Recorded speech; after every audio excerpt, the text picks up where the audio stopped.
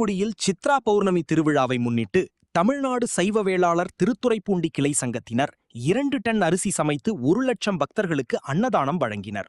நாகப்பட்டினம் மாவட்டம் திருக்குவளை அருகே ஆதிபடை வீடு என்று அழைக்கப்படும் அருள்மிகு ஸ்ரீ சுப்பிரமணிய சுவாமி திருக்கோயிலில் சித்திர மாத திருவிழா நடைபெறுவதையொட்டு 30/4/2026 அன்று திருத்தேர் முக்கிய வீதிகளின் வழியாக வலம் வந்ததை முன்னிட்டு 1/5/2026 மற்றும் 2/5/2026 ஆகிய 3 தினங்களில் தமிழ்நாடு சைவ வேளாளர் சங்கம் சார்பில் 15வது ஆண்டாக 2 டன் அரிசி சமைத்து காலை, மதியம், இரவு என 72 மணி நேரம் இடைவிடாது 40 ஊழியர்களை வைத்து புளி சாதம், தயிர் சாதம், இனிப்பு பொங்கல், வெண்பொங்கல், வெஜிடபிள் சாதம் மற்றும் சுண்டல், நீர்மோர், இனிப்பு பானம் என வழங்கி 1 லட்சத்திற்கு மேலான பக்தர்களுக்கு 15வது ஆண்டு வெற்றிகரமாக 8 குடி முருகனின் அருளால் அன்னதானம் வழங்கி வருகின்றனர்.